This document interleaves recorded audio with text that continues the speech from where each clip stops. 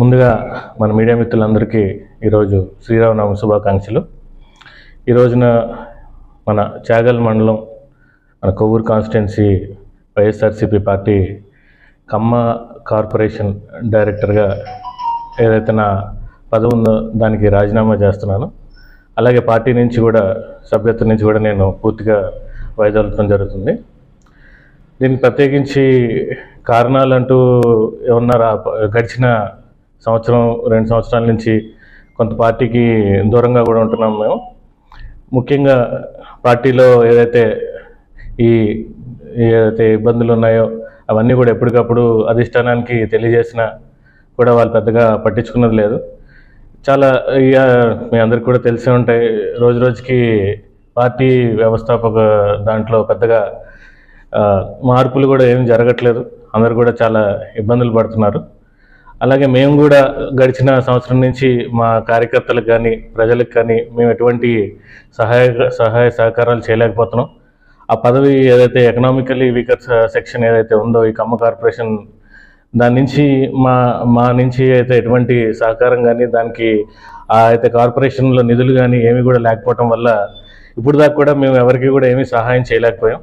దానివల్ల కూడా ప్రజలు కూడా మా దగ్గరికి ఎవరైనా వచ్చి ఏదైనా అడుగుతున్నా కూడా మేమేమీ చేయలేని పరిస్థితిలో ఉన్నాం.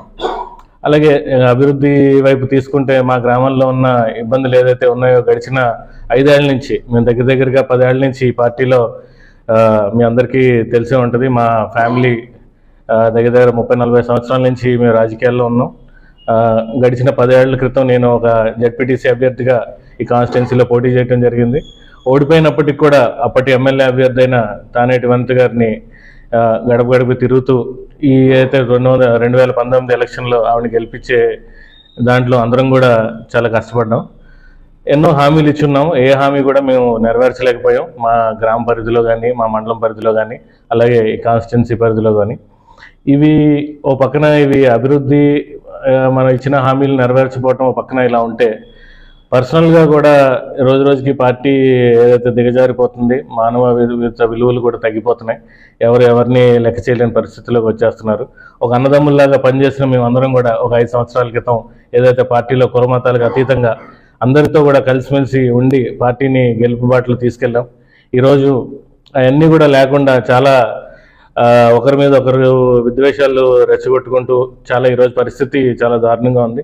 అన్నీ కూడా మీకు నిదర్శనం గత కొన్ని రోజుల్లో జరుగుతున్న పరిణామాలే మీకు అందరికీ తెలుసు.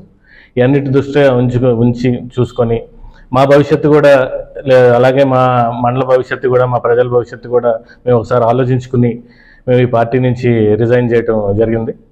అలాగే మేము తదుపరి మేమేం చేయాలన్నది మేము కార్యకర్తలతోనూ మా శ్రేయోభిలాషులతో మేము కూర్చొని మాట్లాడుకుని మా తదుపరి కార్యాచరణ ఏంటన్నది మేము తెలియజేస్తాం. Thank you.